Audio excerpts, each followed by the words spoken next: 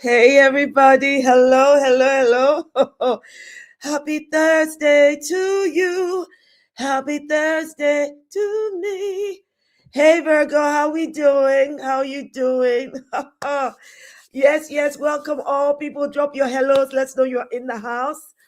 Oh my goodness, what a week this has been, right? It is, hey Ian, hello to you too. Good to see you. Thank you for joining us this evening. I think we're gonna have a great conversation. So I hope as more people join, let's make sure you have your water, make sure you have your juice or your tea, whatever it is to help quench any thirst as we start talking, especially me. You know, I've got my big jug right here. But you guys know I talk a lot and I talk too much. Virgo asks, did you vote for Labour or Conservative? Me, Virgo. How can you ask that? I voted Green, bro. There's no way. How would I vote for Kemi freaking not bad enough? How? When my head is still screwed on to my neck, it can't happen. And of course, there's no freaking way I'd vote for that political prostitute Keir Starmer. I'm not voting for his party either. I didn't vote for him at the general election. I sure as heck I'm not voting for him in a local one, you know? Virgo's like, chill, Shola. I was joking. I know. I know that is hilarious. Hey, welcome. Hear me out. Welcome. Your first time here. I hope you have a great time this evening with us. And we're going to cover a number of things. But come 8:30, we are going to be talking about Congo. Yes, we will be talking about Congo and the facts and what is going on in Congo. And we're going to have, people, a journalist from Kinshasa and a representative from Friends of Congo, who will help us understand what is going on in the Congo and all of the things that we really need that will help raise awareness, because I think that is so important. I don't think it's the case that, especially with all the different crises going on in the world, I don't think it's a case that everybody fully understands what's happening in the Congo. And I want to have a better understanding of what's happening in the Congo. So in about 30 minutes, we're going to be having this conversation, okay? And I think it's important too. I really do think it's important too. I do think Congo is bleeding. And I don't think the world is doing Congo is doing Congo the service that it ought to and it owes Congo. We should be all over this. We should be talking about Congo. We should be demanding action, positive action for Congo. All of the things that we need to be aware of. I'm hoping that when we have our guests on, we can get to the to the bottom of it, and then we can each feel individually and collectively empowered to know what is going on and what we can do about it. All right, let us have some chat. Okay, first off, people, right? Some of you know, the local elections are going on in England, right, in the UK right now. And they've been doing their best to catch out Zach Polanski. I think they really consider Zach a threat. They've been asking him all kinds of questions. They've been trying to remind everyone of something they think he's done that is really terrible. So back in the day, I think Zach had said something about being able to augment or increase women's breasts by, I don't know, is it hypnotherapy or something? And I mean, of course, that's quickly. And he's since changed what he said, and he has apologized for that. They keep bringing it up. As though it's a gotcha. And for that statement, that's a reason not to vote for him. I mean, what he said was, as far as I'm concerned, one, if I'd not known Zach when he had made that statement, I would have gone, okay, that sounds great. Two, he has apologized for it. And three, it's not going to change my mind about the man. End of. It's not going to change my mind about the man. Joel, hey, welcome. Joel says weird, but it was ages ago. Exactly. So not only was it ages ago, he has apologized. And more importantly, nothing he said there, I would think as a woman, is particularly dangerous to me. Okay. So I'll be like, I would expect any woman worth her something to go, what do you mean you can use hypnotherapy to increase my boobs?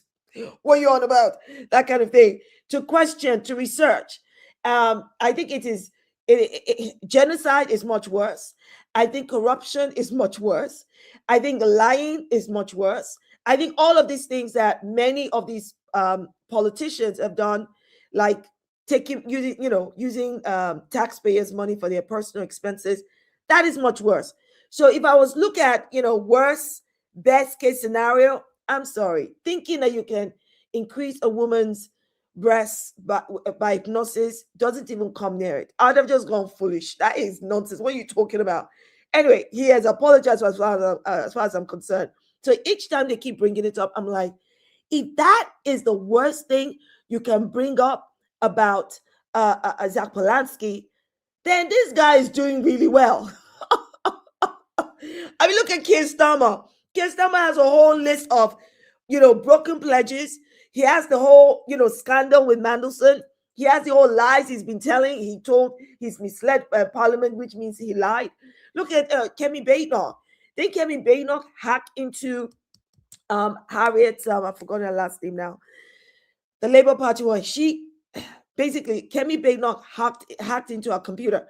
Kemi Badenoch has stuff to be ashamed of. And Nigel Farage, oh my God, his own list is as long as my entire body. So, in the list of things, Zach Polanski, I think, is doing pretty good. And they tried to set him up with this question. Just watch this. Hold on one second. Let me see if I can get this up.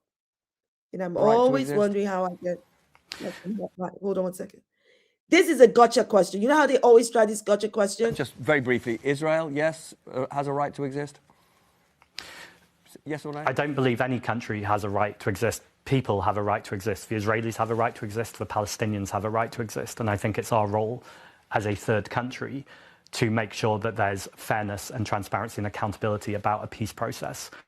I always think these semantics about whether a country has a right to exist actually just ends up in gatekeeping, which is partly how we ended up in this mess in the first place with the Balfour Declaration. Well said, Zach. Just very well briefly. Said.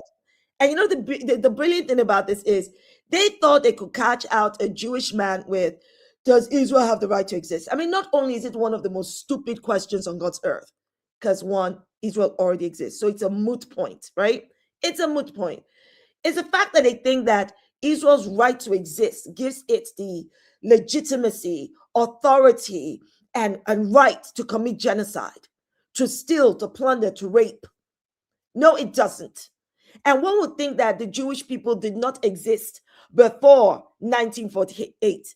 One would think that these white European Jews did not exist and were not nationals and, indigenous to some European country somewhere before Israel existed in 1948. They really take us for fools. It's maddening. It's absolutely maddening. Because what do they think they're doing? Does Israel have the right to exist? No, it doesn't. No state does. But Palestinians have a right, more of a right to exist than the state of Israel does. End of story. Palestinians have the right to exist far more than Israel as a state has to exist. And Israel does not have the right to exist, like no state has the right to exist. It's just ridiculous. Joel says, wanted to throw my remote control at Pastor when he said that.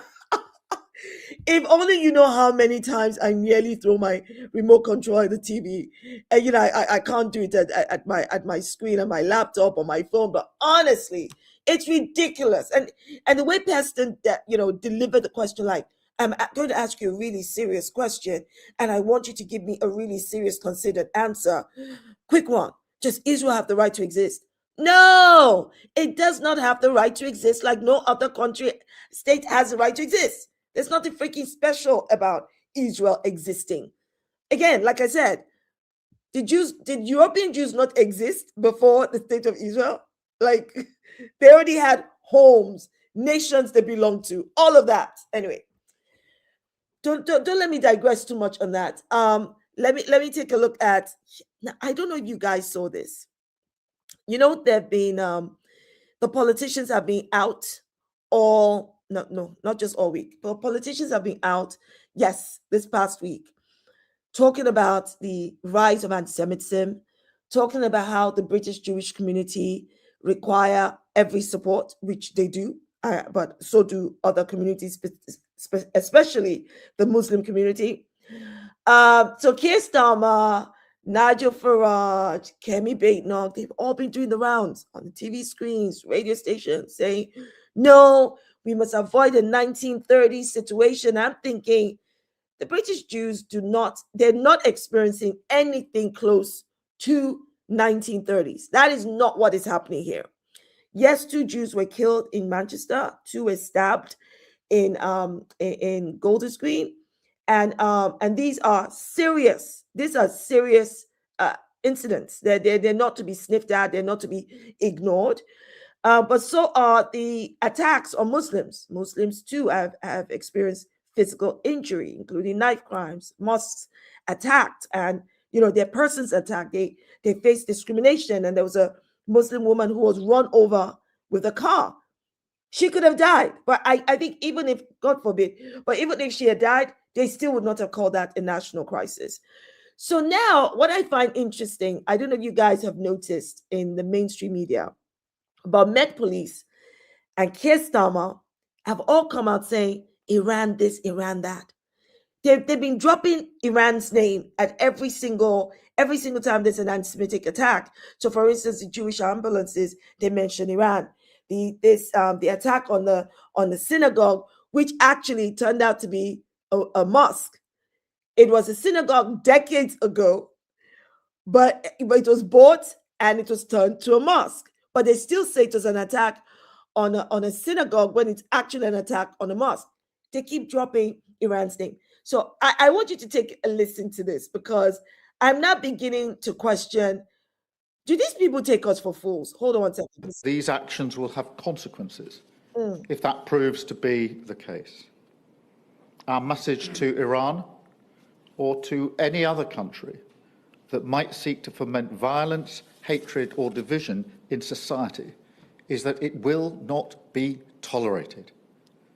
That is why we're fast-tracking legislation to tackle these malign threats. So, hold on one second. Just bear with me 1 second, people. Just bear with me. Okay. Why is Iran the only name on the list? Why is Iran the only name on that list? Aren't you all wondering? Shouldn't there be another name on the list of malign actors that Keir Starmer is talking about? You know where I'm going with this, right? Because I think, wait, hold up a second. Iran is home, literally the home of one of the largest Jewish communities for over 2,700 years. That's Iran. Iran has thousands of Jewish people who are Iranian Jews. It has hundreds of synagogues. So riddle me this. If Iran was going to attack Jewish people and target them, shouldn't Iran have started with its own Jewish people? Like, why would it need to go all the way to UK, all the way to Manchester, all the way to Golders Green? Why? If Iran was going to attack synagogues, why would Iran come all the way to the UK to do it and not start with its own synagogues, especially since the synagogues in Iran are much older and have more historic value and symbolism? I don't think they're expecting us to think this deep. And you know the funny thing is, it's not even that deep. It's like common sense. Like, even if Iran decided, we're not going to touch our Jews, right? They are our Jews. Israel is right there, like next door. So why would Iran, either itself or through proxies, waste the time and energy to go all the way to the freaking United Kingdom? Why? It makes no sense. And so you're telling me that somehow, Iran just knew to telepathically instruct a mentally ill black man to stab a Muslim man and then go stab 2 innocent Jewish men. The Muslim man is innocent as well. That Iran somehow knew that 4 Jewish ambulances were empty, were about to be changed, because they're old, and decided that those Jewish ambulances will be the ones it should attack. I mean, and somehow Iran would also now go and attack a mosque. A mosque. It's not a synagogue. That building had not been a synagogue in decades. So, you know, the math isn't mathing.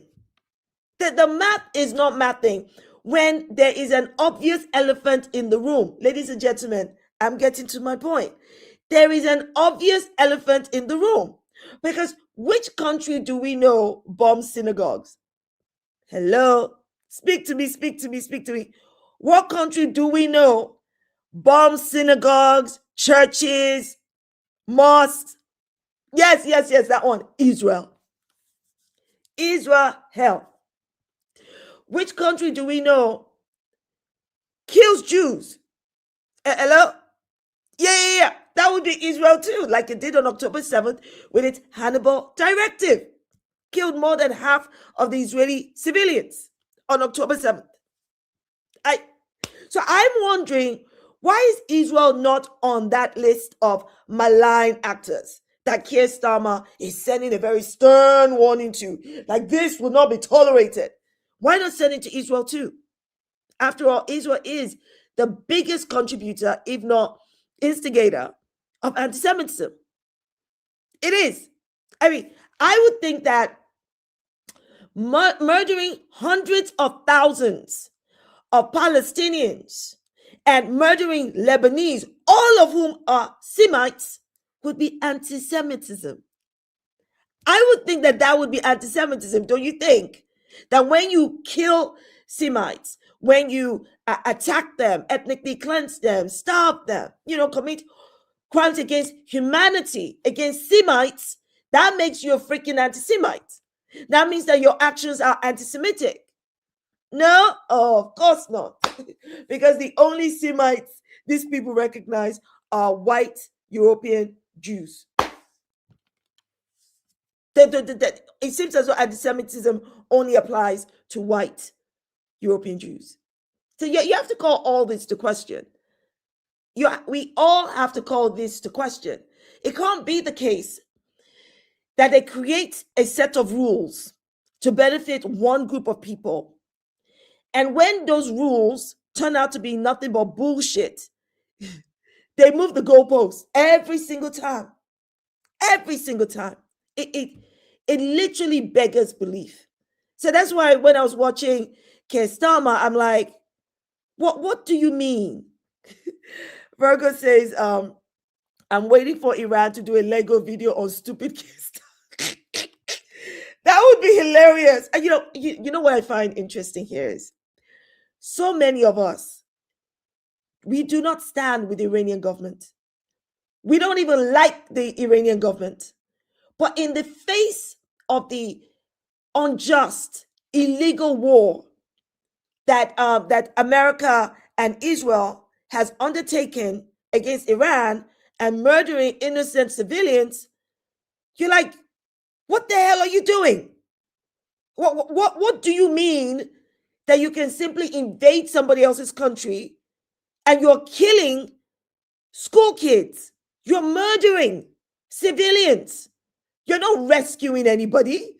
You're doing nothing of the sort. We know that Israel and America's action is all motivated by money, by power, not by any humanitarian cause. Anyway, I thought Keir Starmer needs to go take several seats because nobody is buying the Iran this, Iran that. It's ridiculous. Oh, Virgo, I didn't see this point of yours before. They can't get Zach on anti-Semitism because he's Jewish. Oh, they've tried to accuse him of anti-Semitism, actually. They can't try to get him on LGBT issues because he's gay. So they'll try to blow up on that little thing. Exactly. They're scared. I agree with you. They are scared of Zach Polanski. And you know what? We love to see it. I love to see it. Which is why when I voted today, which I did, I voted green. I voted green in the last general election, and it did not matter to me that they may not win because they didn't have the momentum that they have now. But there was no way on God's earth I was going to fall for the whole two-tier party system. Oh, you have no choice. But I don't have time for that nonsense. No. I will only give my vote where I believe, where it's earned, quite frankly. And something else I find interesting, the more they tell us about how Jews are scared, and don't get me wrong, I can see how the circumstances around, Israel's war crimes would make a Jewish person be afraid that somebody out there could conflict them with Israel's war crimes. But the truth of the matter is, there are millions of us, hundreds of thousands and thousands of us who come out to these protests. And amongst the hundreds of thousands are thousands of Jewish people. Nobody is looking at Jewish people, British Jews, and going, oh yeah, you're committing war crimes. Nobody's thinking that, nobody's acting that way. But the moment a Zionist British Jew comes to defend the indefensible, then we know exactly where you stand. We know where you stand. You're the one conflating yourself with Israel's war crimes, not us. So it's interesting to me that they're weaponizing this narrative of the rise of anti-Semitism, national crisis. They weaponize it to do what? To censor and stop the protests. So if that tells you that this is really not about anti-Semitism. This is about Israel. And what is happening to Jewish people in this country, in Britain, is what is happening to the rest of us. It's called Zionism. And its perpetrator is Israel. Anyway, I say that if people want to know how Jewish people feel, that try to take a break from hearing what the Zionist Jews say and hear what the anti-Zionist Jewish people are saying. Because I think that if we're able to hear from them directly, that they are a breath of fresh air. If I can get this to play for a second. In here every Shabbat with my kippah on. Hold on one second. I've had nothing. Let me start this. Well, I'm Jewish and I'm here and I feel very safe. I actually feel very at home in this crowd of people who just want peace. As a Jewish person in London at weekends, I don't believe these statements that it's unsafe. Absolute rubbish. I've been here every Shabbat with my kippah on. I've had nothing but love, nothing but welcome from everyone I've spoken to. The idea that London is a no-go zone for Jews is just for the birds. It's rubbish. These Jews have come out specially. There were 500 of us meeting outside Belgrave Square. We've all come here on purpose to show that that's rubbish. Politicians are pushing it as just basically propaganda and to push their own narrative, to pretend that there isn't another voice that opposes the genocide going on in Gaza, to try and weaponize anti-Semitism to a degree. We've been sold a false narrative, and I think it's really important for Jews Let's see if I can get everywhere to stand up and say, I'm not okay with this, and this is... Now, I think that this clip, it's by, I think, Double Down News, DDN.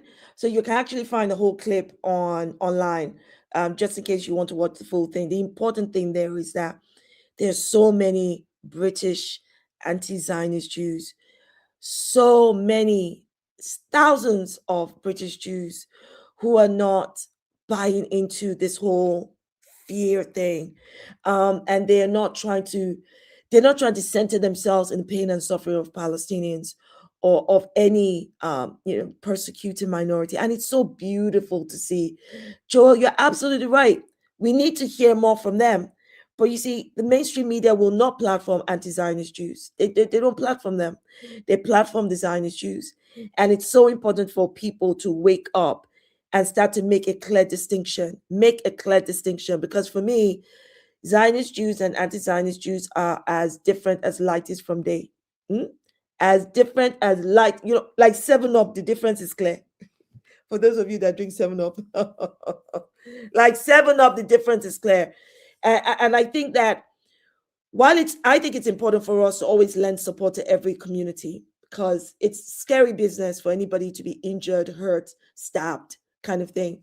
But the fact that they chose not to mention that the mentally ill Black man had stabbed the Muslim man first, the fact that they completely ignored the Muslim man in a whole week of reporting, that speaks volumes. That speaks volumes. And the fact that the black man had stabbed the Muslim man first, then stabbed this the two Jewish men.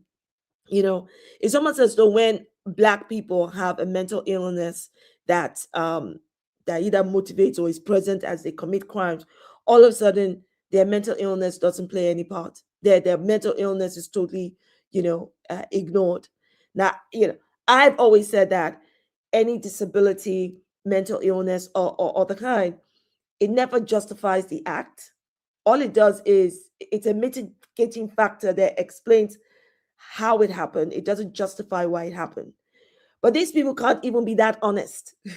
They can't, and I apply that same standard to black, white, brown, but they can't even be honest with themselves because the narrative they want is that it was an anti-Semitic attack, not that it was a knife crime committed by a mentally ill, person. But my thing is that when politicians like Keir Starmer come out with their usual BS, we really need to put our thinking hats on.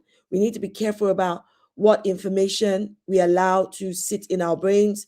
You need to go through all the sources, and then get to the bottom of it and apply some critical thinking. Okay, just like I was saying, and even though I was laughing as I was saying, why would Iran go all the way to the UK to come and attack Jews here, and not the Jews in Iran, not the Jews in Israel that's just around the corner, and of all the Jews in Europe, think about it, of all the Jews in Europe, it's the British Jews, not French Jews, not German Jews, not Dutch Jews, look, these politicians really do think we're dumb. That's all I'm going to say. They think we're dumb. So let's show them that we are not dumb. If you are in the UK and you've not voted yet, please vote. I don't want you to leave the live stream. By all means, keep the live stream on your phone. Put your headphones on so that you can still listen and then go vote. Told you I voted green. I hope you make the right choice.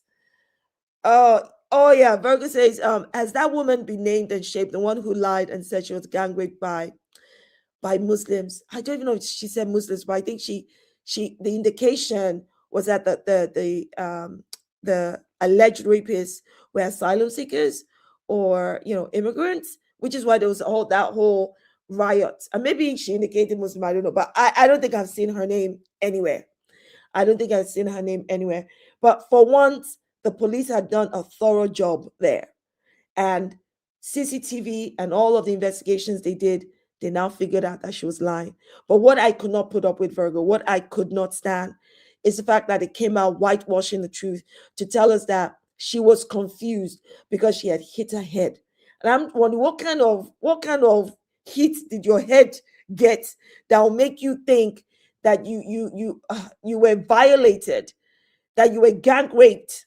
You know what I mean? That sounds like a freaking nightmare. Anyway, as I said, we're gonna have guests on shortly to talk about Congo, and Congo is the crisis in Congo is one of the I know many of us may have seen things that come onto our devices.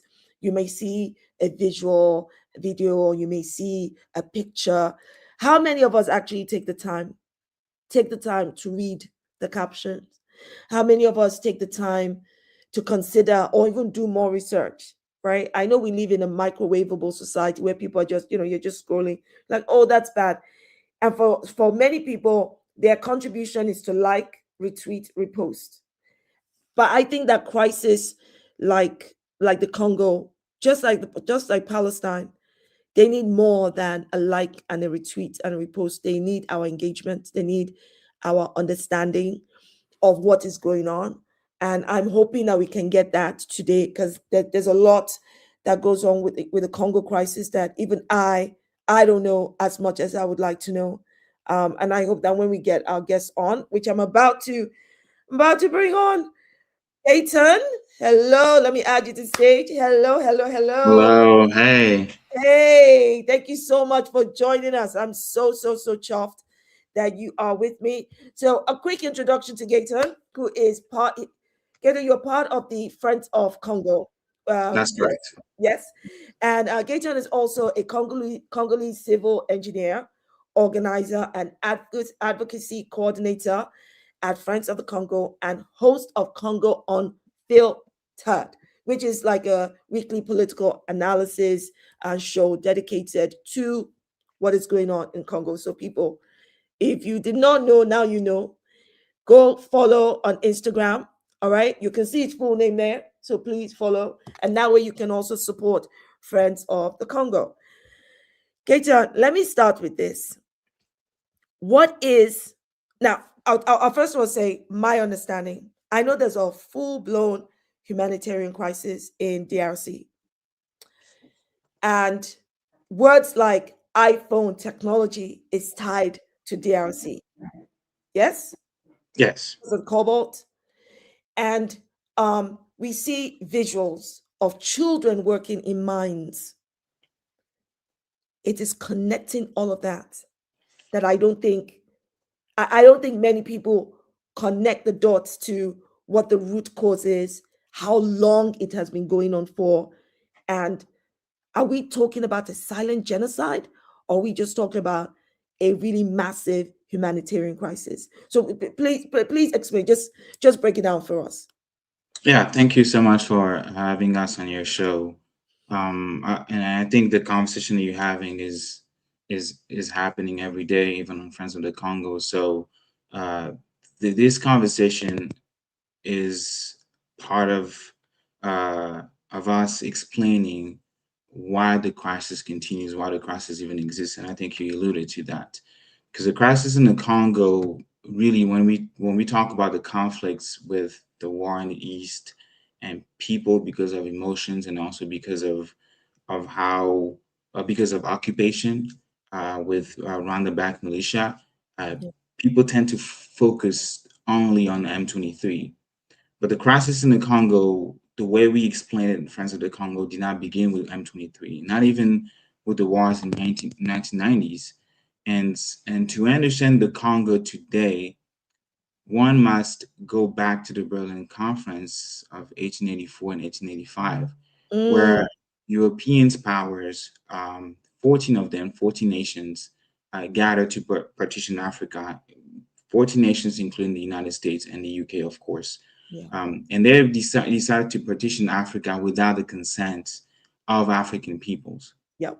So the Congo was transformed then into a vast zone of extraction and exploitation under King Leopold II and later Belgian colonial rule. So King Leopold II was the king of Belgium at the time.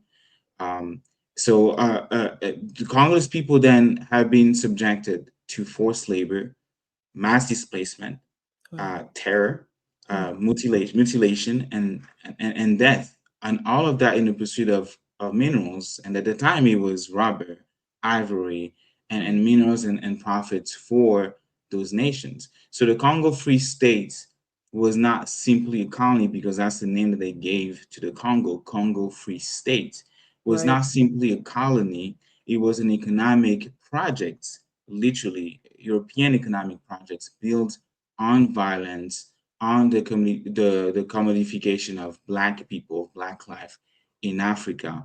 Right. And that's why a small group of Congolese folks in 2013, they were able to coin and describe what has been happening to the Congolese people. You talked about genocide.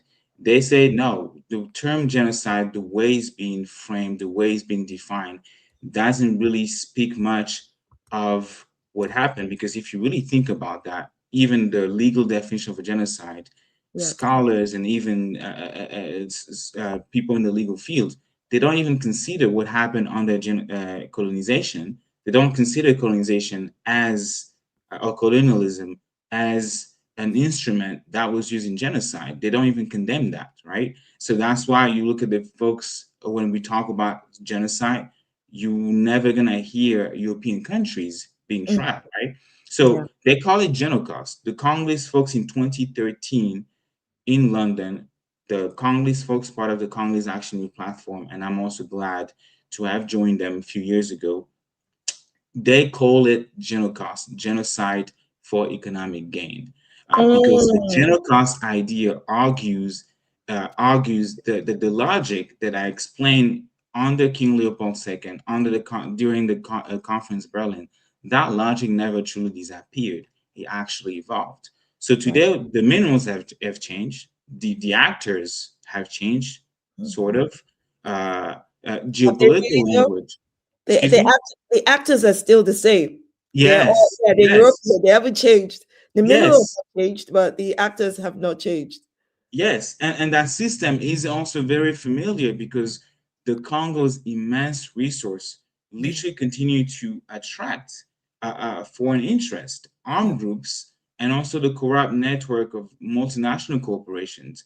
Because Congolese are being killed, millions of Congolese continue to be displaced, but at the very same time, we are still in the conversation for the next iPhone, of the PS5, of the electric vehicles, because the evolution of technology continues with or without the improvement of the Congolese people. So a series of studies talking about now the crisis in our current time, a series of studies by the International Rescue Committee, the IRC, estimated 5.4 million people dead in the Democratic Republic of the Congo between the period of 1998 and 2007.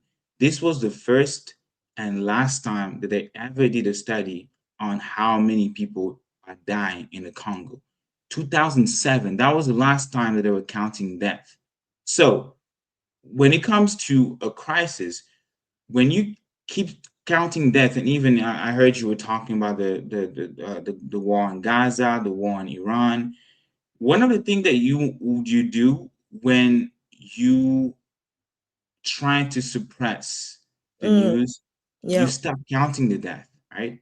Yes. In mainstream media, when you hear them talk about the war in Gaza, as if people are no longer dying, that count stopped at 40,000, right?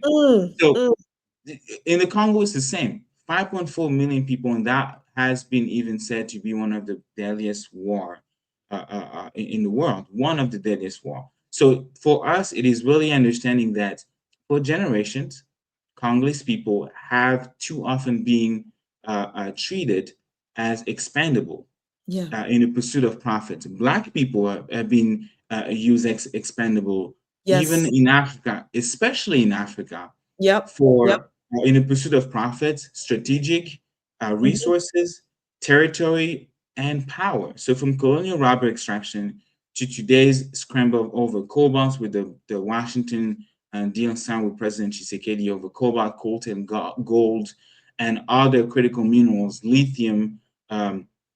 There is right there an historical continuity that cannot be ignored. The crisis in the Congo, therefore, is not a humanitarian crisis.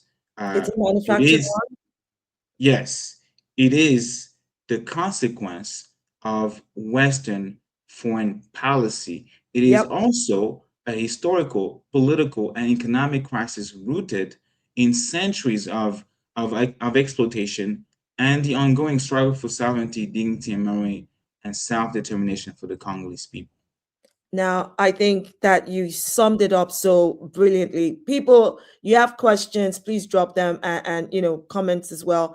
I want people to be able to picture what this is like for Congolese people.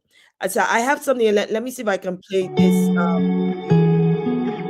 This 8 million people, women and children every hour, millions starving. The question is, when does it end? Really, when does it end? Because if you think about what what Gaetan has just said, if you consider what he's saying, this has been going on for such a long time. And if nobody's counting the casualties, nobody's counting the lives lost in the name of profit, this is intentional. Now, Gaetan, what was the word you used? You did say genocide. You said what? Genocost. That's what the Congress of Civil Society in 2013 called it, genocide for economic gain. Brilliant, brilliant. And Brilliant, not because it's good, brilliant because I think it captures both the silent genocide and the economic extraction. Basically, Congolese are enslaved. People in Congolese in their millions are enslaved, they are displaced.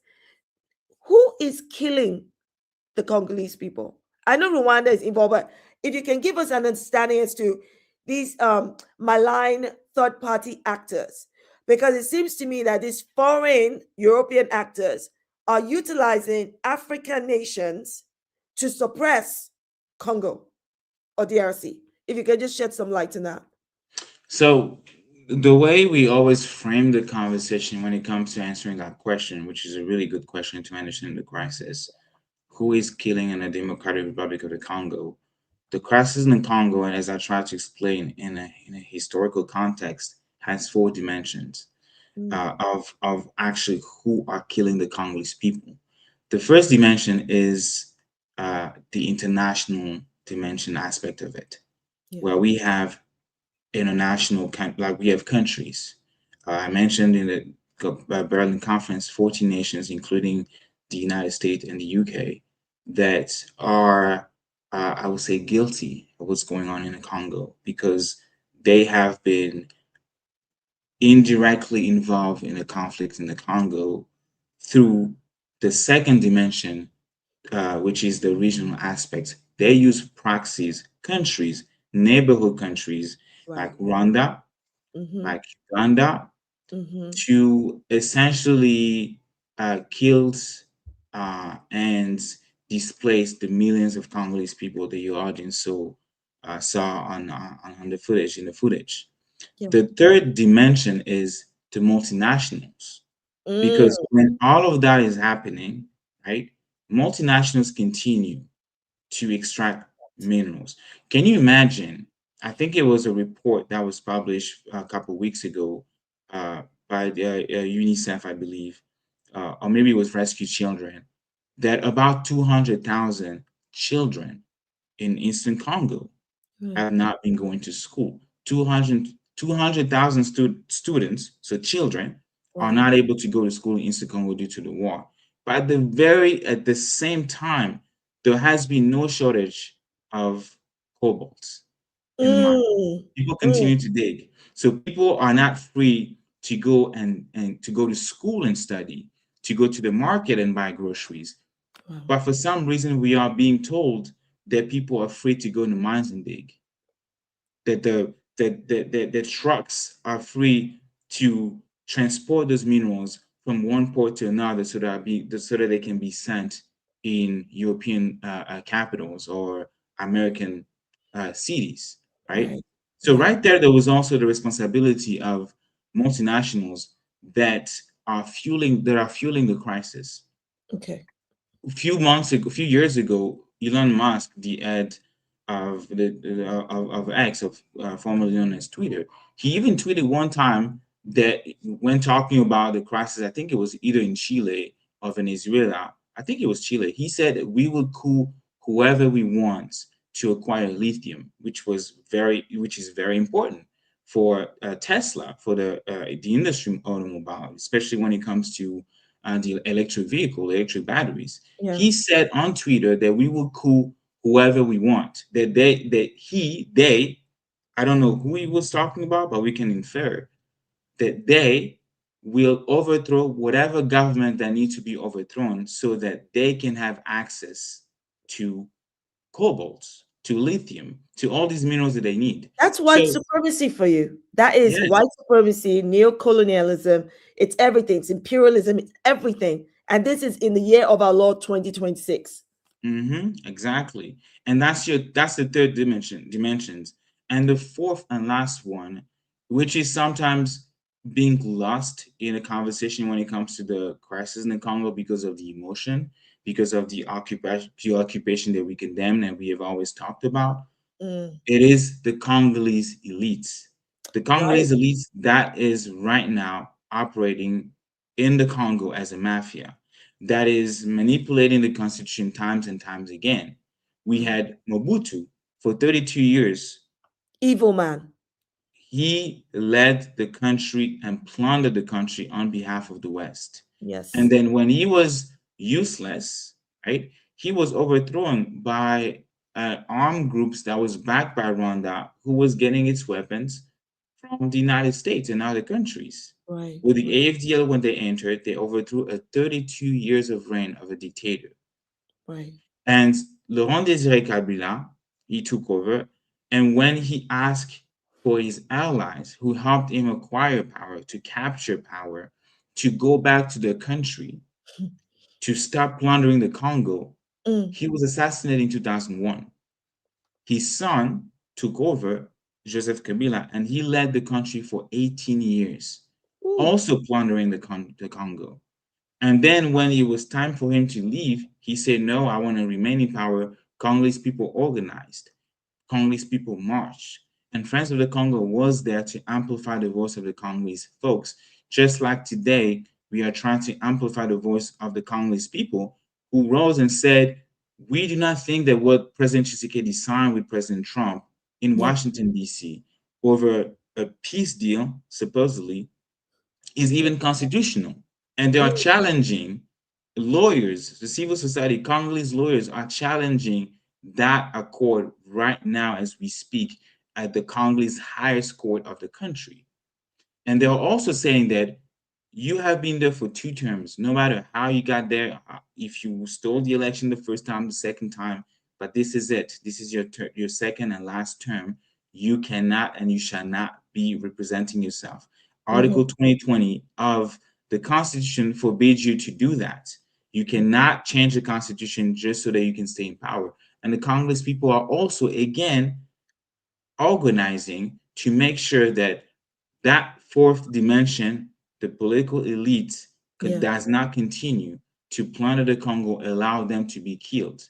Because yes, we talk about Rwanda, but Rwanda, like I'm explaining, does not operate in a vacuum. It operates in the vacuum created by the same Congolese state that has failed them repeatedly and often deliberately to govern, to protect, and to build institutions capable of defending their own people. So that failure has a name, as a face, and it is Tshisekedi administration today. So 4 dimensions are killing the Congolese people.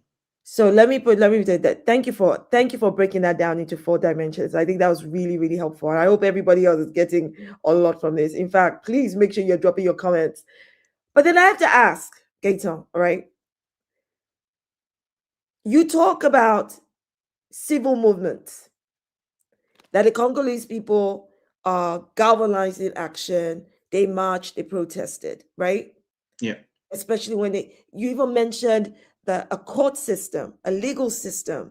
You mentioned all of these things, and I'm wondering if since these systems exist, how does that align with children in mines, with millions ethnically cleansed?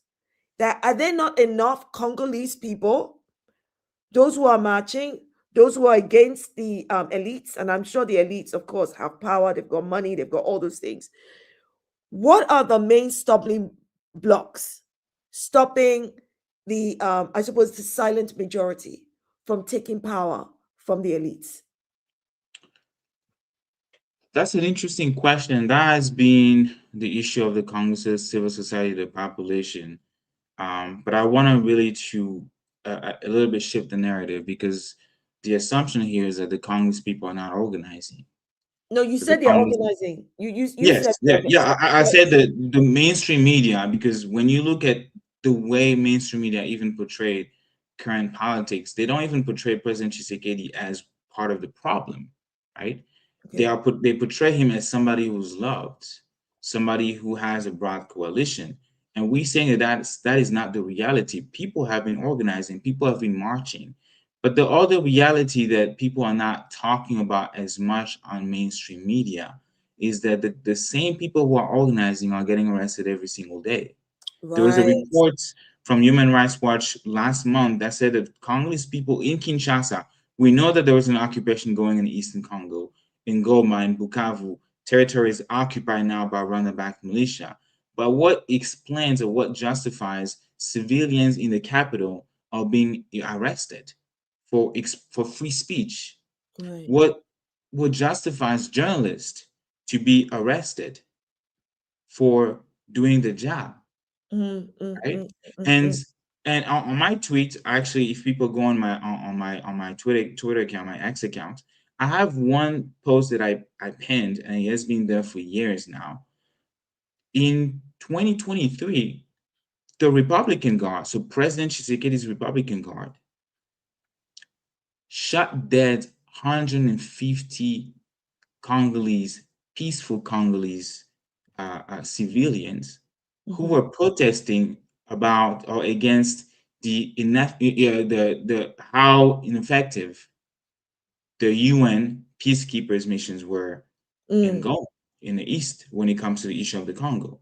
They were peacefully protesting and saying that you guys have 15,000 troops in the Congo, 15,000 personnel, UN personnel. You have all the armada that you need as a mandate of the United Nations, the UN Security Council. How come you are unable to stop those invaders, the occupier? How come you are unable to stop those who are killing our children? How come you're unable to stop the children that are being forced to work in the mines? What was the government response? The same Tshisekedi's today. It was to shoot them dead. Those same Republican guards, and I don't know if your audience know, were trained by the IDF. They were equipped by Israeli military. Yes. And I have it there, and even Amnesty International confirmed the death of about 100 people, but the civil society counted 150 bodies. Those bodies were, some of them were kidnapped. We couldn't find them, so people had to be buried in casket, in empty casket, because they were thrown in rivers and buried in different places. Corpses were so bad that you couldn't even recognize bodies. People buried with the name unknown because we don't know who you are. Terrible. That is the legacy that this current administration is building. So every single time that the Congolese people have been organizing, have been marching, they are met with power. They are met with brutal force to kill them. And that is why we are trying to consistently amplify the voice of the Congolese people. Yes. Yeah. And I think that especially with raising awareness. And I think what you're explaining to me and my the audience here is really, really helpful, because many of us don't understand the genesis, the root cause, and understanding the general cost now makes it so much, it makes so much more sense why this has existed for, it sounds to me like since Congo was partitioned by the Europeans. I mean, this was what Patrice Lumumba was murdered for. This is why he was assassinated, because he had a whole different vision for his people, for his country. Now, I do have a question. Oh, you were about to say something about Patrice? No. I'm listening. Because I think he's much loved. I mean, I wasn't around when I don't think I was around. When was he killed? What year? Lumumba? Yes. 1961. Ah, that was long before I was a thought in my parents' head. But the point I'm trying to make is that for many people who come up to, who understand Congo's background history, learning about someone like Patrice Lumumba and knowing what he went through to try to put his people on the right path, especially after hundreds of years of exploitation, of murder, of genocide. Literally, that's what that King Leopold did. It was genocide. It was a freaking Holocaust. Because nobody talks about him.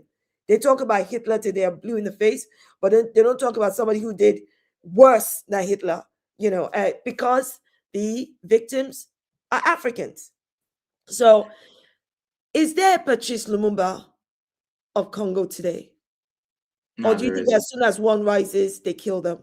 There isn't. And to go back to Patrice Lumumba, and I think it's always important to point out how he was killed. That's very important, because when they want to kill somebody, the how always matter, because the how also set the example. And that's why I think it is in my honest opinion, that there is no Patrice Lumumba like today that challenged the West. He challenged the West, he challenged the Belgium. And again, the Belgium was just facilitating the Congo at that time. And even though it was given to the Belgian parliament, it was still the same Congo that was exploited by many countries, including the United States. Right. So he was put into house arrest. He was tortured as a prisoner. He was sent to his enemy in Katanga, where he was killed by Congolese folks. They are the one who pulled the triggers, obviously. And then he was buried. But because they knew that if we bury this man, the sites where we are burying him will be a site where many will come and perhaps worship him and perhaps make him a symbol.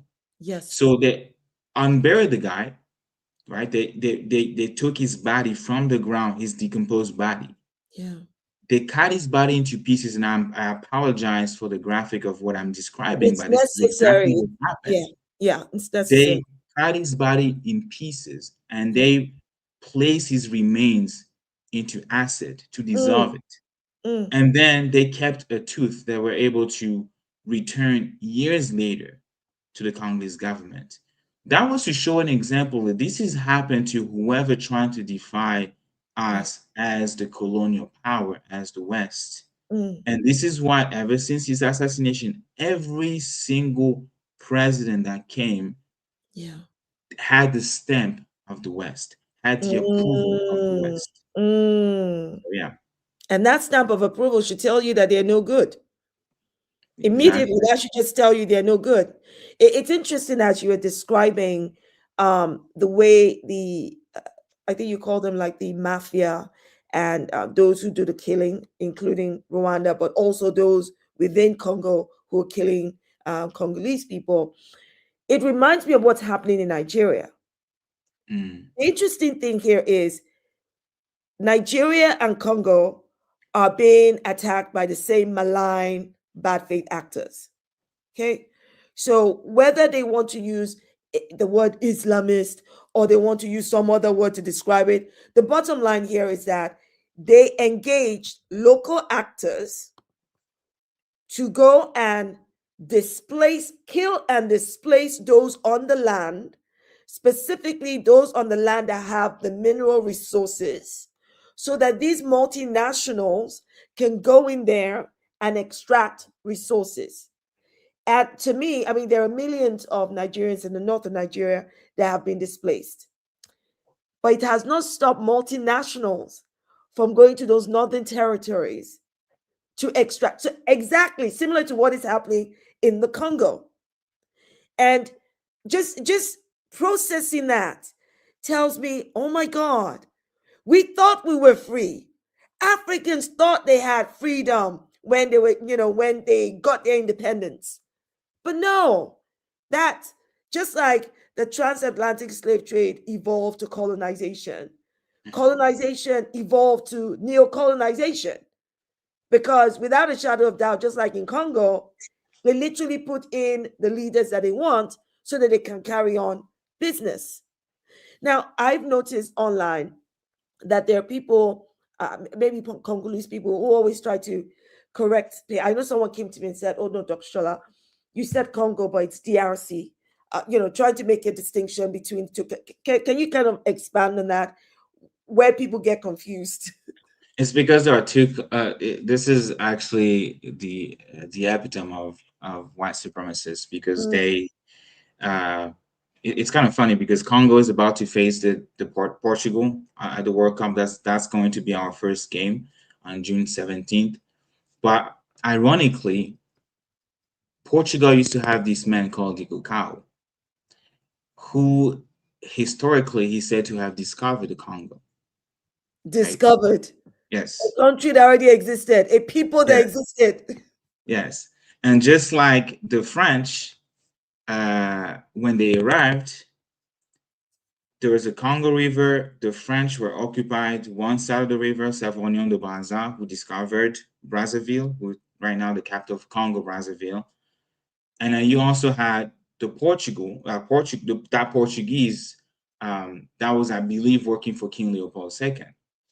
And he discovered the Congo. So you have one country, because he used to be a kingdom, Yeah. They speak the same language. They used to migrate. They used to buy foods or trade. But then they were like, you know what, French folks, y'all discovered this side of the Congo, so Right. that's your Congo, and we discovered this side. This is our Congo. So that's why there are so many different names to kind of differentiate the two. And some folks, because that's the long name that we have, Democratic Republic of the Congo, short DRC, and the other Congo. I think in French is République Populaire du Congo. I'm not sure how to say that in So English. what do people call it in short? They call you Uh, DRC. They call People the say Congo, Brazzaville, Congo, Brazzaville. Congo, Brazzaville. That's how people say that in short, to kind of like differentiate. But Um, the man-made crisis, the silent genocide is happening in the DRC. Correct. Is it that Congo, Brazzaville does not have mineral resources like DRC? I don't know. I doubt that they won't have anything. I'm pretty sure they do. I know oil is also very big with Congo Brazzaville, but I haven't looked into the geopolitics to see the type of minerals that they have in Congo Brazzaville, unfortunately.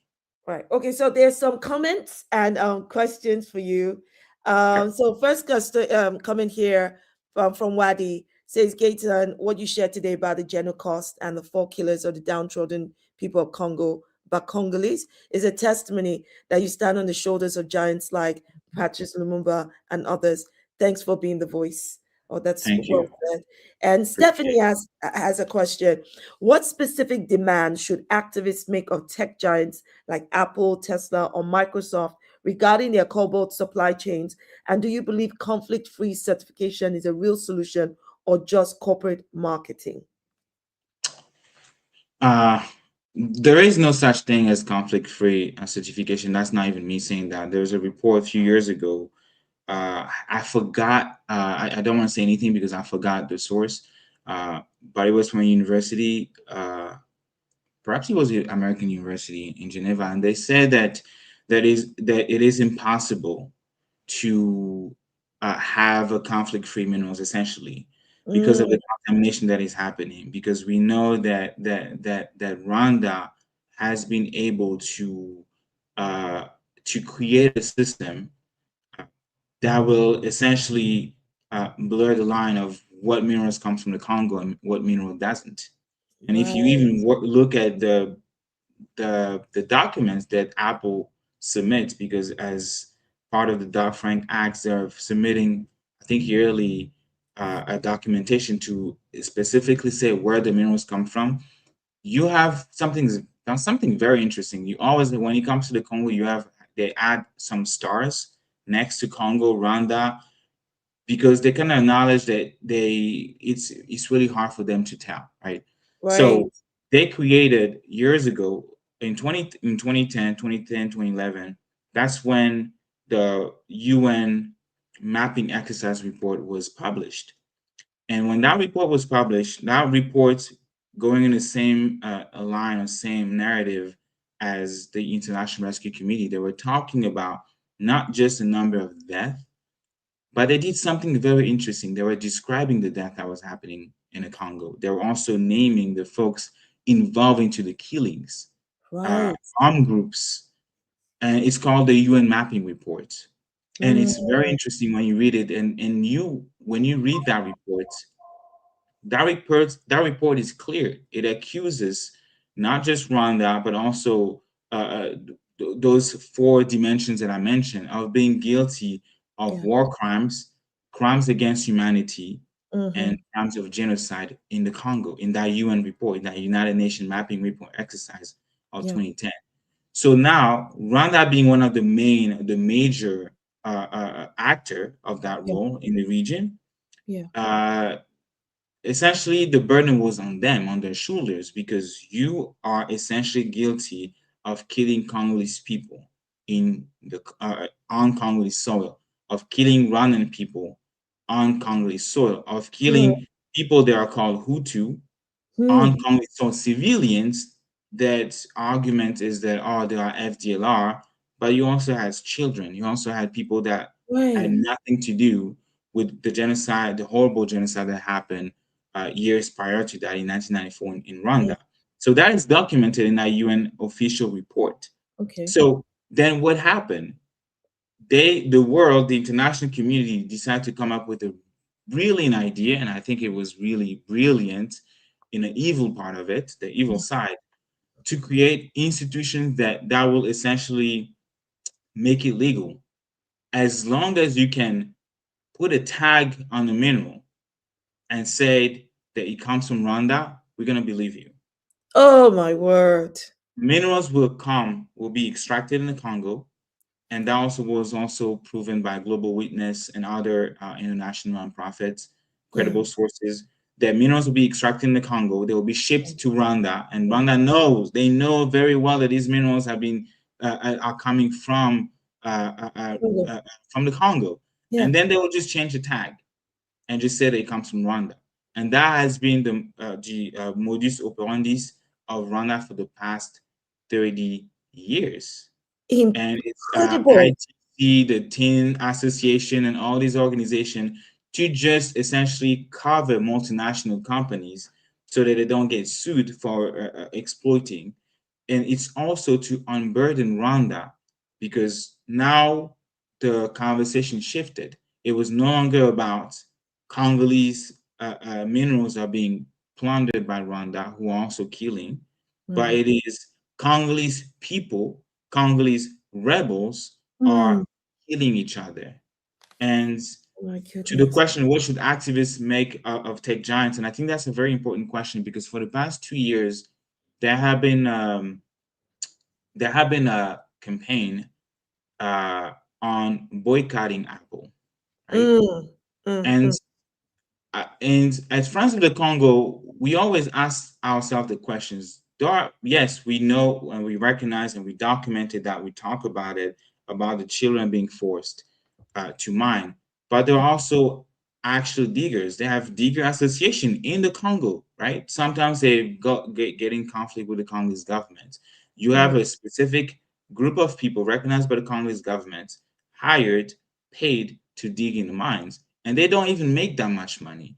Imagine, for a country that is already impoverished, if we have to if we have to boycott the only source of the income without doing the proper research, like the question that Stephanie asked, what can we do here to make tech giants like Apple? If we jump into the boycott without thinking about what will be their source of revenues, we are condemning Congolese people to die, because that's literally their jobs. And the same thing happened with Haiti. Let's not forget about that. I went to Georgia Tech University last year, and I met a professor who told me that, and he's originally from Haiti. He said that once when Haiti became free, the United States put a blockade on sugar, which literally suffocated Haiti, because that's the only thing that they were exporting at that time. And they were getting the revenues through the exploitation of sugar. So if you have to suffocate Congolese people in the same way by boycotting things without very digging deep into what is needed, you are condemning the Congolese people to suffocate and to die in poverty, either of poverty or from a mass killing. So what should they do? We should ask that the same workers' right that we are imposing to workers in the United States when it comes to those who are working in mines, in any mines, that the same rights be imposed to the Congolese government or any government overseas.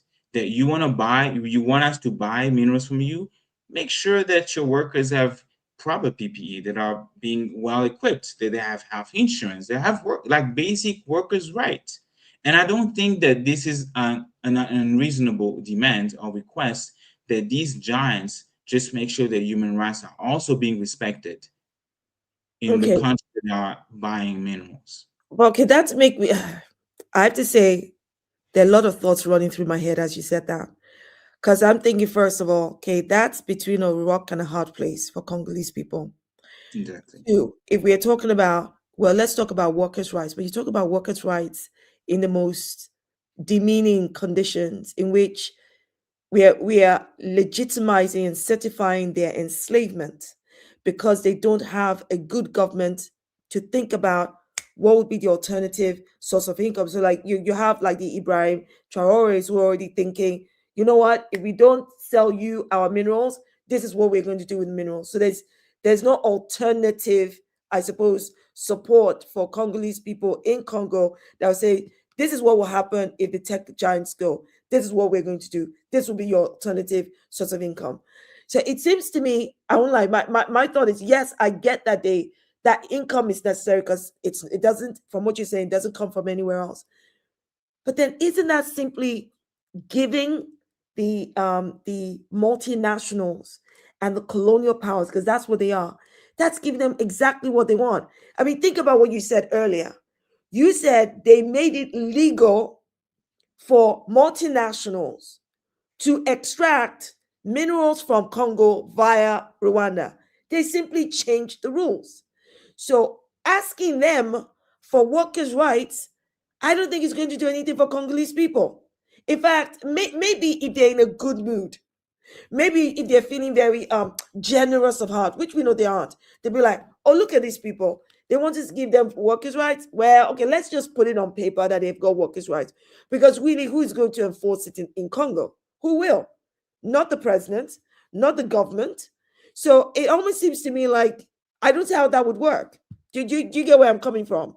I get what you're coming from. So that's why I'm gonna lead you back to the forefront dimensions, like in terms of like if we have to go at war to literally end the crisis in Congo, there are 4 fronts that we have to fight, and we need to fight all 4 of them. So the idea is, or the problem is right now, is because the 4th one that I mentioned was the Congolese elites.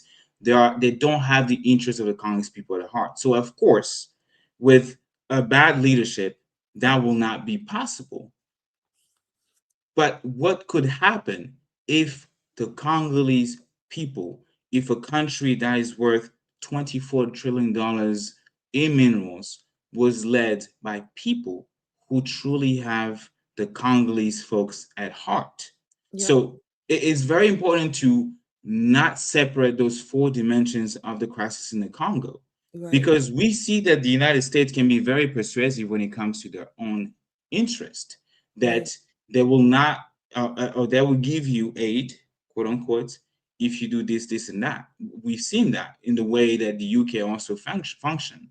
We've seen that in the way that France is also functioning, right? So if they're willing, for whatever reason that they have, to overthrow an entire government somewhere in the Middle East because President Trump doesn't like them, right?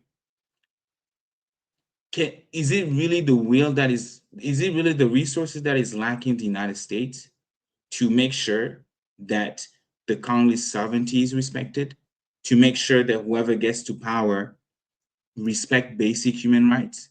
Is it the resources that is lacking to France and all this country to make sure that when there is an election, whoever is elected truly is proclaimed president? Because when you have people who literally have the mandates of the people, it will just trickle down, or it will actually display to how they're leading, because they are accountable to the people that elected them. They're not accountable to Western powers that put them there. And I think it's very important for us to not forget that those 4 dimensions, the international dimensions with all the Western powers, the regional powers, the regional dimension with Rwanda, Uganda, all those neighboring countries, the multinational corporations, and the political elites, whatever government is in place today, yesterday, the day before yesterday, 30 years ago, it is very important that all 4 of them, that we understand and we are able to name clearly that all 4 of them are responsible of killing the Congolese people. Yes, I totally agree with you. But you see, it was interesting to me when you made that comparison with Gaza, for instance, the fact that the Western powers are clearly on the side of the colonial Israel, the colonial power, versus the indigenous people of Gaza. They have a vested interest. There's a reason that they can do that in the Middle East with Israel, because, let me put it this way, they could not give a rat's ass about Congolese people, about Nigerians, about Ghanaians. They don't care about the rule of law in any African country. Why?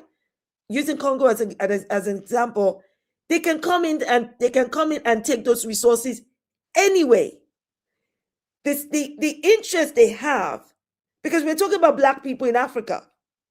We're talking about Black people in Africa. The people they are supporting in Israel are white European Jews, descendants of white European Jews, whichever way you wish to look at it. And Israel, as we know, is a European settler construct in the Middle East. So to me, all of the interests that they have there has nothing to do with rule of law, has nothing to do with, people democratically electing someone who has the will. They have no interest in that, none whatsoever. Because as long as they, i.e., white folks, have their people in place, they expect the Arabs, they expect, the Arabs in the Middle East, they expect Africans on the continent to fall in line. This is the sole reason. I mean, look at what they did with apartheid South Africa. They supported apartheid South Africa for as long as the white South Africans, the Afrikaans, were ruling. They did not care about Black South Africans. So I think that this is the main difference. If we are looking to colonials to have any measure of, I don't know, conscience, nah.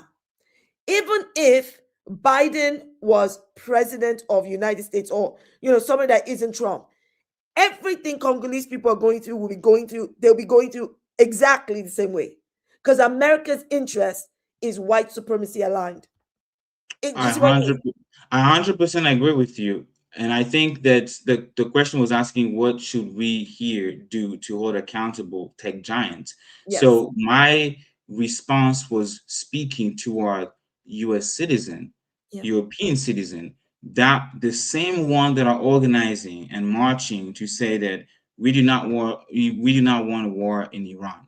Right. The same ones that were organizing and even voting out folks who supported the genocide in Gaza. Mm-hmm. We are appealing to those people so that they can hold their elected officials, so they can draft laws, so they can follow up on policies, because I said that the crisis in the Congo is also and foremost a consequence of the Western foreign policy in Africa. So if the people are able to organize, are able to push the elected officials to draft policies that address the crisis, right, we will not have any issue to have Apple making sure that I'm gonna buy cobalts for iPhones, but I want to make sure that whoever is selling me is at least providing basic workers' rights. And again, like I said, it's not the resources that is lacking those companies to do that. It is not the resources that is lacking the United States to also draft it, because time and time again, history showed that when people come together, they can literally demand changes. No, I agree with you, but this is where I suppose I'll slightly differ, because as I said before, they know nobody's going to enforce those workers' rights. That's one. And two, they will simply change the laws. They will simply change the rules the same way they said, yeah, we know that Congolese minerals are being trucked over to Rwanda and you guys are just putting different targets. They'll simply just make a different. What we should be doing is demanding that Apple and all these tech giants, that they pay money, they be fined. Listen, until they lose and bleed money, these corporations will not change. They don't have a heart. They have no conscience. If they can bleed children in mines, knowing fully well nobody will see, even in the day of social, in this day and age of social media, even when we see all these children in mines, I've seen videos of kids lining up for food, shaking, crying.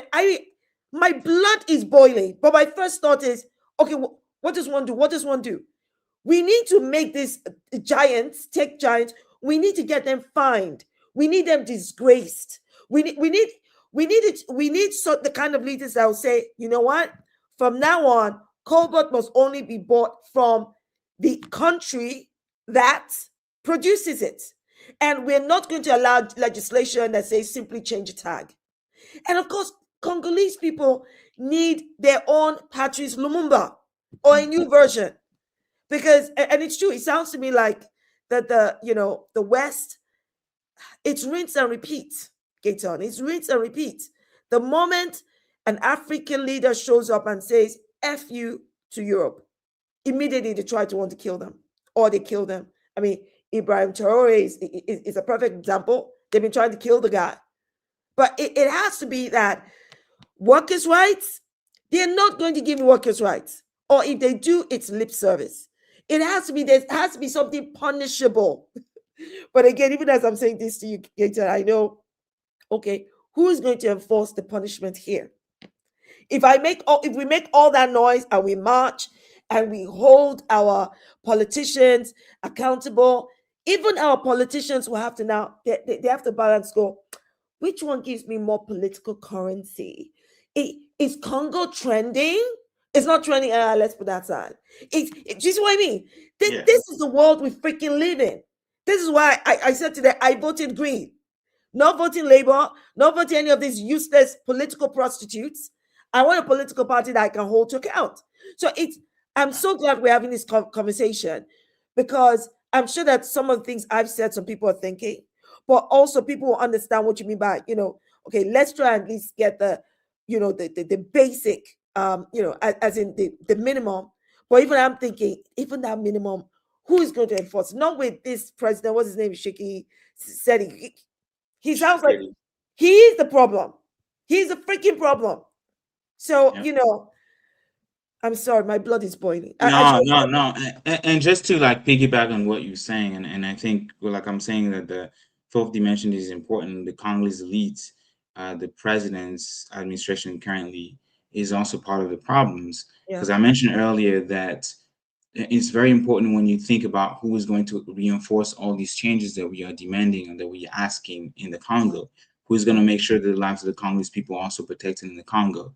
That I mentioned at the beginning that United Nations experts, the UN group of experts on the DRC, they have documented and reported on Israeli weapons found in the hands of M23 forces. Israeli weapons, all the way in the Middle East, right?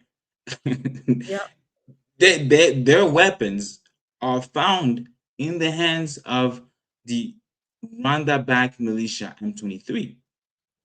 It's important for people to understand that weapons manufactured in or supplied by Israel were literally recovered from an armed group that is killing Congolese civilians and displacing millions. This is happening. This is documented. The Congolese government knows that. Right. And yet the same government will host a year or 2 years later the Israeli president Isaac Herzog in Kinshasa. That was last year that he hosted him. He did not demand an explanation for those weapons found. He did not raise as a point of concern, how come you guys' military equipment and weapons are found into the hand of the people that are killing civilians? Right. He stood alongside Herzog, President Herzog, and he pledged his support. He talked and used languages about Israel's sovereignty and security, while the Congo is facing the exact same thing in terms of occupation that the Israeli government is doing to the people of Gaza. Right. He talked about Israel's rights to defend itself. At the same moments that the world was watching Israel conduct a military campaign against Gaza, or in Gaza, that has killed, last time they counted, even though people are talking about 120,000 casualties, but so far they stopped at 40,000 for reasons they that stopped at 70,000. That yes, the IDF has now said, 70,000. Yes, they stopped there for reasons that I mentioned earlier. So there are documented reports, yet the Congolese government is not doing anything. Because they're part of the puzzle. They're in the pockets of the. They're in the pockets of them. They're part of it. And that tells us really about the moral incoherence, right? Yeah. Like you cannot simultaneously ask the international community, and that's what the president has been doing. You cannot ask the U.S. to protect your sovereignty and your civilian population. Why are you just standing solidarity casually with a government that is right now on trial for genocide at the International Court of Justice? Yeah.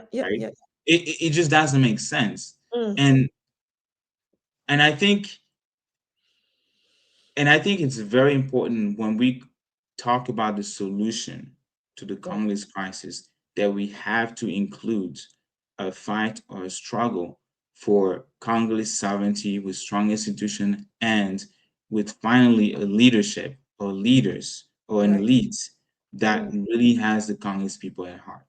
No, I agree. I mean, well said. I agree. Even as you were speaking, I was thinking this is exactly what is happening in Nigeria with President Tinubu standing side by side with, Donald Trump, Trump being able to bomb a state in Nigeria. And the president of Nigeria does what? Whatever they say. I mean, what the hell? What the actual hell? On Christmas time, right? During Do you Christmas. imagine? Oh my God. It beggars belief. That's why I said the Nigerian government and the terrorists are all working hand in hand. Who arms the terrorists? These so-called jihadists. Who arms them? The military, the Nigerian military, and foreign actors. Why? Because the moment they kill Nigerians, displace them, the multinationals swoop in and do what? Extract resources. And it is not an accident, Gaetan, right? We both know. It is not an accident that Donald Trump bombed Sokoto State. Sokoto State is right at the, at the border in the north. Not Kanu, not Jos, not any of the other northern states where all these terrorist acts are happening. Why did you bomb Sokoto State? And you, Nigerian government, why did you sit back on your raggedy asses and allow Donald Trump to bomb Sokoto State? Sokoto State is part of the Sahel region because, part of northern Nigeria is part of that Sahel region. Who else is part of the Sahel region? Who else?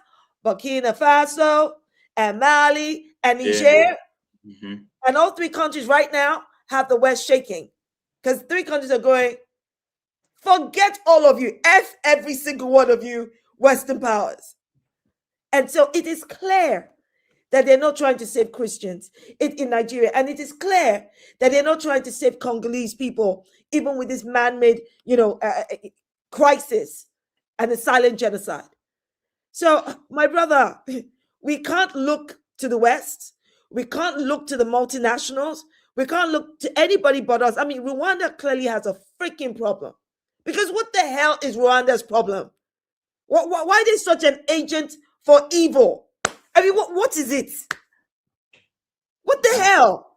Like, it wasn't bad enough that we're killing each other and committing genocide. Now they are the arm by which white nations can commit atrocities and steal from Black African nations. Aish. Sorry, I'm in one of my weeks because I'm like, these people are just getting on our last God-given nerves, and I think we're stupid. And that's why I said to you earlier, they then take control in the United Nations, for instance. They have the Security Council, and what happens? Oh, we're going to veto this. This is how mad it is. They'll have the Security Council, they'll pass vetoes to shut down any kind of, dissent, any opposition, making the rest of the hundreds of nations, making them useless. Because Congolese people are right. What do you mean the United Nations has 15,000 Peace Corps army doing what? Doing nothing but observe. What useless observation are you doing with 15,000 people while children are dying in mines? While civilians are starved and displaced? And you know the reason they do that? Because that is how the West wants it. So until we have the Ibrahim Traorés and the Thomas Sankaras and the Patrice Lumumbas that can rise up and have a people that rise up behind them. That's the thing, Gaetan. That's the thing. Because it's one thing to have a hero, have somebody who's angry enough to want to do something and passionate enough. If the people do not stand by them, the people are like, oh, but no, what if I die? What are they going to do by themselves? What would that leader do by themselves? And why is it that they have to keep their lives, they have to be assassinated or they have to lose their lives sometimes for people who are not bloody grateful? Forgive me, it's not like I'm Patrice Lumumba or Ibrahim Traoré. You cover your body, that's good. It pisses me off. Yes. When you were talking about the jihadists, and in the Congo, we also have the same issue. There is an armed groups, because we don't just have the M23, like I mentioned, called ADF. It's the Allied Democratic Forces. Right. And they have been surprisingly responsible for some of the most, I would say, brutal killings in the Congo, Right. particularly in Beni, in the territory of Beni in North Kivu. We're talking about 1,000 people killed, villages burned, right? And they have been branded lately as an Islamic group. And still, the United Nations, they, when trying to document, and actually in a few weeks, I'm announcing here on your show, we're going to host for the second time the director of Amnesty International, Kate Hilson, will provide the time to talk to us about the report that Amnesty International published on the ADF, on that group. But a few years ago, the UN report, the United Nations, they drafted a report on the ADF, and it was mentioned that the ADF uses Starlink to communicate. Starlink, Elon Musk. Starlink. So if they really wanted to, they could literally cut off their communication system. They could literally pinpoint and identify. I mean, I'm a civil engineer, but I know about IP. I know that they can know where I am by just my IP address and stuff. They could know, but they choose not to. They choose not to shut down their internet connection, and there is a reason for it. Because the same ADF, just like the M23 has been smuggling minerals, the same ADF is also smuggling gold, Congolese gold, and so selling them. Touch them in action. No, they don't need to. They don't have to. It's profitable for them. Damn. It's profitable for them. Well, let me say a big hello to Akilimali. Thank you for I think that there was a time zone difference. Yes, yes, exactly. My apologies. I don't know how that happened, but these things, technology and calculating. Somehow, I think I thought it was 9:30 your time, but it was you know what? You are here now, my brother. Welcome, welcome. Gaetan has been. Hello. Sorry, speak, please. Hello, thank you so much. Happy to see you, and hello to Gaetan. Peace. Peace. Thank you so much. I'm happy to be here. Unfortunately, I like the time the time you communicated. It was the same. But if I can directly, as the time is going on, to add about what Gaetan said, is that the last attack to Mombasa, to the Chinese mineral, they use exactly terminal of Starlink. They use also some professional cameras to use to get some good videos and good shot, like they have a time to do a setting of their cameras. And another things, and another thing to add is that in that region there is gold also. There is also cacao, which is really produced, and which ADF is using as an economic way to fund itself out without including the outside foundation. And yes, exactly, they're using now new technology of ITC, and we are imagining ourselves because the Congolese army is not even using the same technology against the M23. It means they are getting it somewhere, and we have to ask it. Right. So the M23 are the Congolese rebels. Do I get that right, or am I wrong? Roundabout militia. They do have Congolese part of the group, but they're roundabout militias. That's right, the official. Yes. And the EDF are, who are the EDF? The RDF is the RDF is the Rwanda Defense Force. Useless people. They're the ones we don't like at all. Good agents of evil. We don't like Rwanda. If there are any Rwandans on here, you know exactly why I'm saying what I'm saying, because I don't know what the hell Rwanda is doing, being an agent of evil. But we can talk. But Akilimali, I was going to ask. So from where you are on the ground, I don't know if you can hear me. From where you are, yes, I can hear you very well. Akilimali, so from where you are on the ground right now, with what is happening, what would you say you want us to know that we are not hearing about in the West, about the crisis in Congo, about the children in the mines, about people, thousands of people, or it sounds like millions who've been displaced? What is it that we do not know? You're on the ground. Tell us what you're seeing and what you're learning. The first thing you don't know is that about, first of all, technology and green energy, that the Congo is feeding the world with natural resources, but to get those natural resources, Congo also is feeding the war with blood of his sister and brothers, with Congolese people, which are dying in those mines, and which are dying in this conflict, in all this conflict, because all this conflict are has somehow a link with economic issues. This is the first thing.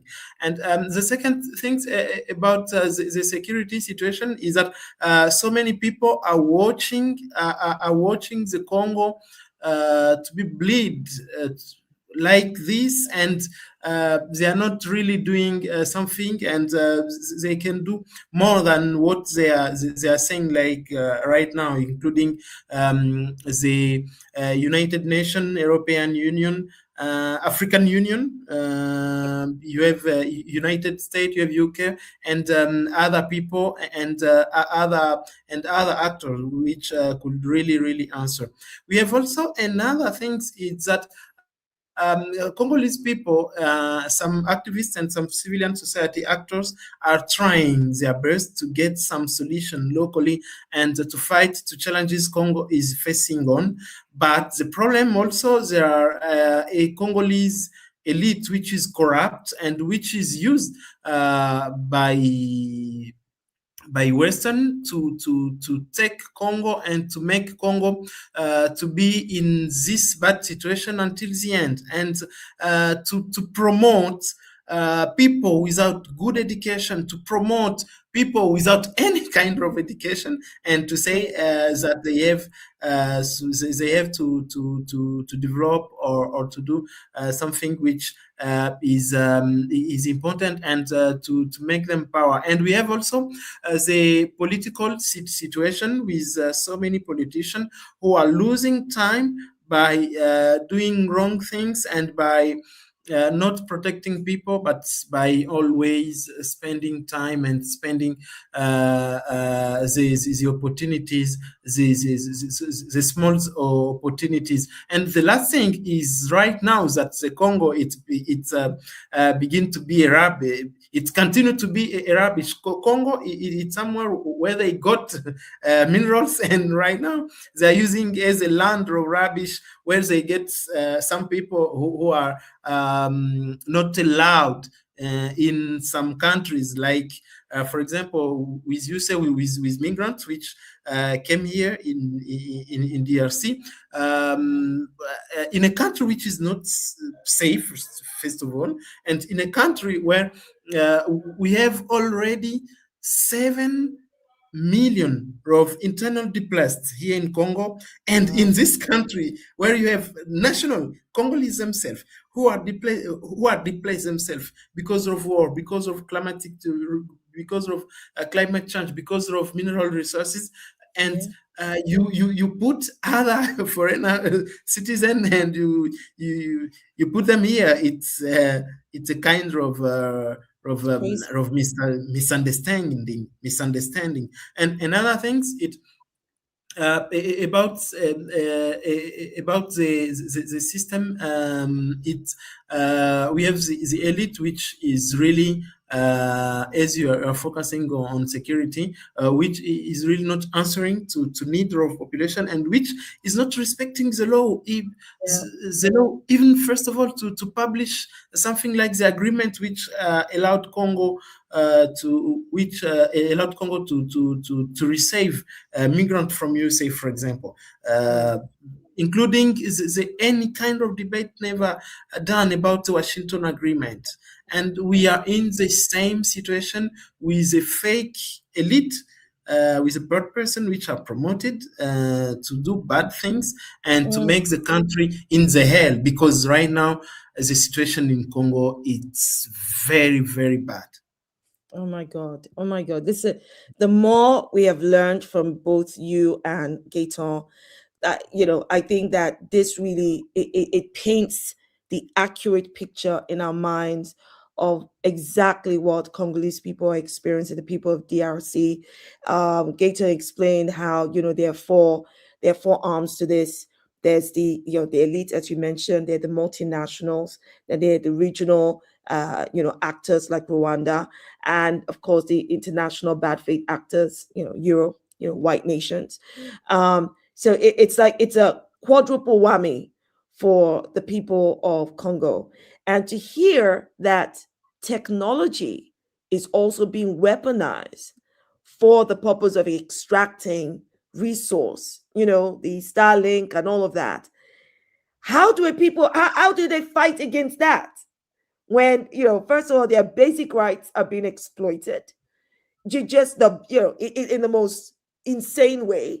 And now you have technology that's been weaponized against them. So how can the Congolese people fight against that? How do they stand up to someone like Elon Musk and his Starlink and all that?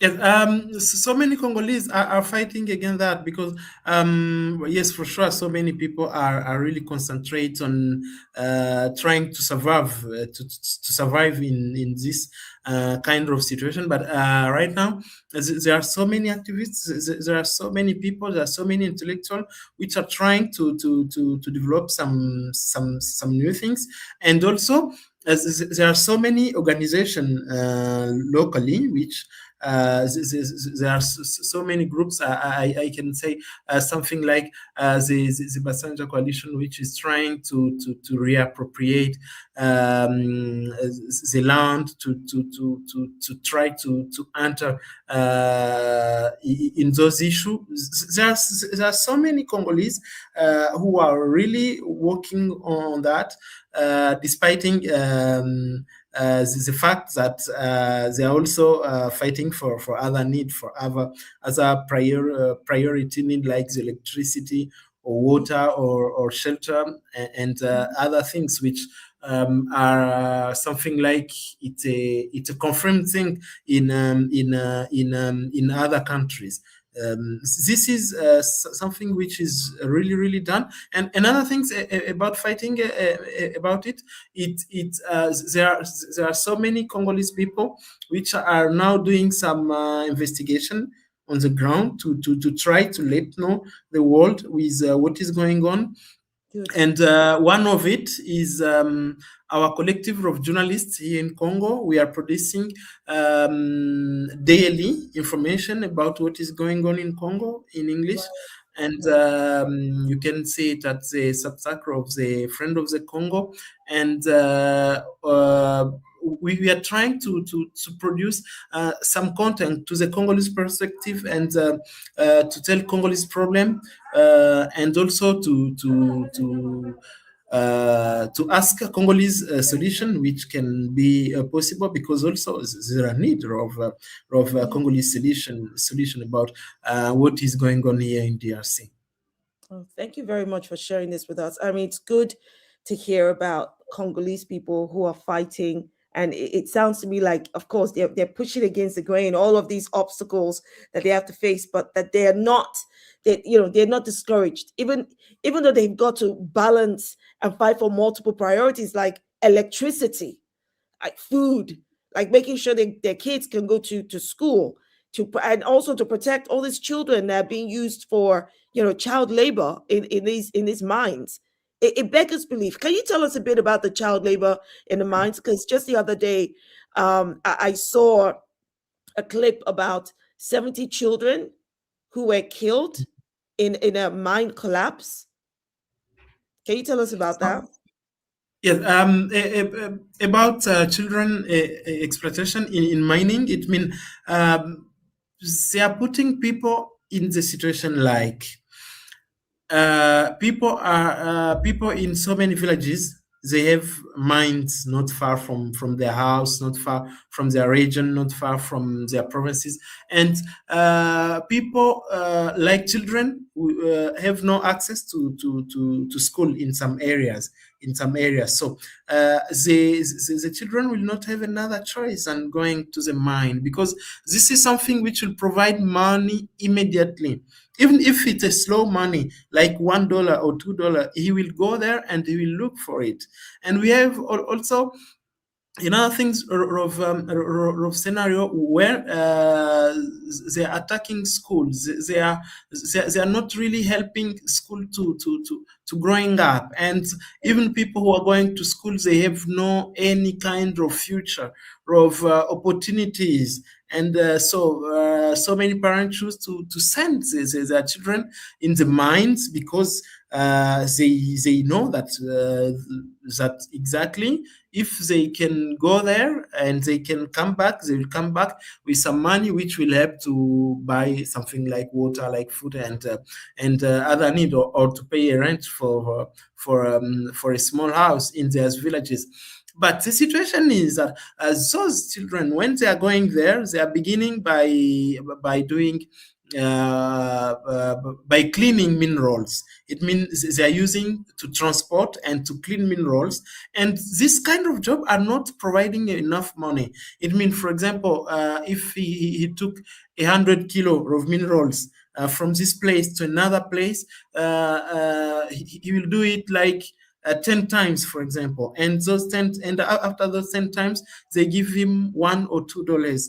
And after that situation, so many children are saying, no, me too, I have to dig, and to go directly down underground to try to look for those minerals. And this situation is making that there are other children which are going down, and when they are going down, like other people, like adults, and they are going down, and when there is any kind of problem, the ground collapses there, and they will even never found the body, and it's a family who will come to say, hey, we have one of our children here, and we can't find him. They say, no, what was his name? His name was this and that. They say, no, he died in the last week, collapsed, and you can't find him. It's an example. The last week or yesterday. That's terrible. That's terrible. Because you're saying that children are used to clean minerals and transport them, and sometimes they have to take several kilos of these minerals to even make maybe $1, right? How old are these children? It depends on areas and on mentality in those areas, but they can begin by 7 years old to like 15 until 11, I can say, until 18. Sorry, until 18, and they will have the same situation. It's the same situation, the same drama. It means you are poor and you are in need of an opportunity, a big opportunity, and you understood that that big opportunity is in a mine of gold, of diamond, of cobalt, of copper, of cassiterite, of coltan, and you have to find it. And this is the baddest situation people are living here. I mean, it's heartbreaking for me because, and as I'm sure it's for you, because the reality here is, and Gaetan, I think, said about 200,000 children or something are not in school. And that's an entire generation.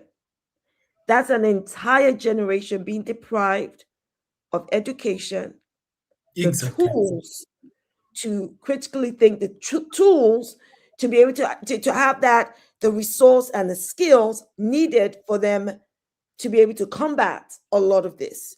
Now, I'm sure many of these children will still be able to critically think, right? Because they're living a hard life, where they will have to connect 1 + 1. And when I say when they will have to connect things, and so they're going to have to adjust and exist in a different way. But without the education that would open their minds, it seems to me that it is intentional. It is intentional that these children are being deprived of education. No 7-year-old should be working anywhere other than in school, doing homework, being on a playground. And that is not a Western way of thinking. Before people go, oh, it's because she lives in the UK. Nonsense. I mean, in many African nations, we don't send our children to mines to work because there's an age for work like that. So it's very heartbreaking to hear that children are being exploited this way, both by the Congolese elite and all of these other factions, including the international, multinational, all of them, because they all know what is happening. It's very, very heartbreaking. And of course, the question I have in my mind is, how can we stop this? How can we stop this madness? What can we do to help the Congolese people? You are there on the ground. What can people do? One of the things we discussed with Gaetan was having all these multinationals be held to account, getting workers' rights. I don't know about any workers' rights because as far as I know, there's nobody in Congo that will enforce those workers' rights. They don't care.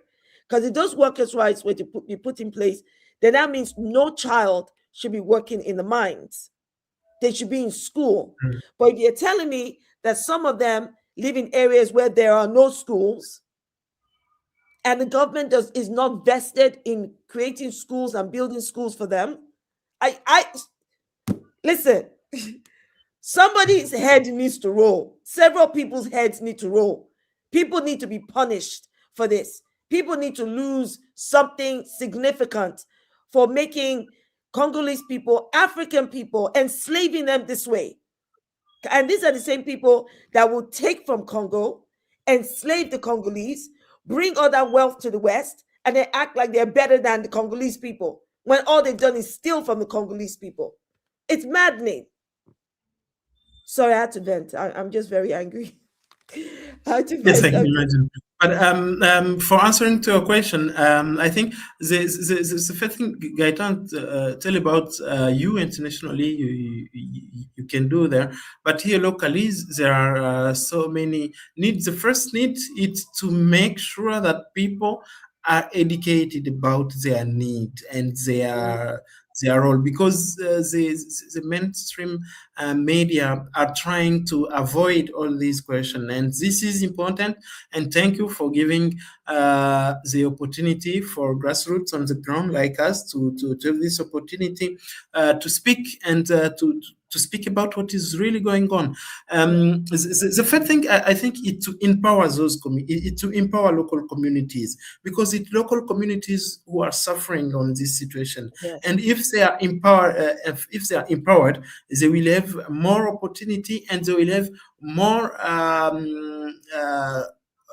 possibility to grow and to build themselves with their future from their point of view. This is the first thing. And the second thing is internationally to support organization and structure here on the ground, which are trying to collect information, which are trying to collect data, which are trying also to teach people, to inform people about what is going on, about their rights, even if this situation is make people to be against the government and to be against many kind of rebellion. And the last thing I can say is exactly to make pressure to those multinationals to be responsible of what they are building, or of what they are doing here in Congo, and of what kind of hell they are building by not giving education, by depriving people of their the smallest rights, which is the right of living, not even surviving, of living, and to people to have the possibility to think about the future without saying that tomorrow a soldier or a rebellion or an army from this country will come and will killing me in my house or in this IDPs camp or in another area, because there is no any area where Congolese people is secured here in DRC. Okay, one more question to wrap up. Thank you so much again for joining us. But one more question to wrap up from Virgo, who asks, says, why are the parents sending their children to these mines? Why are the parents not in the mines? Are the parents in the mines, or are they just sending their kids to the mines? No, it means it's a cycle, you know. It's a cycle, you know. It means parents also are in the mines.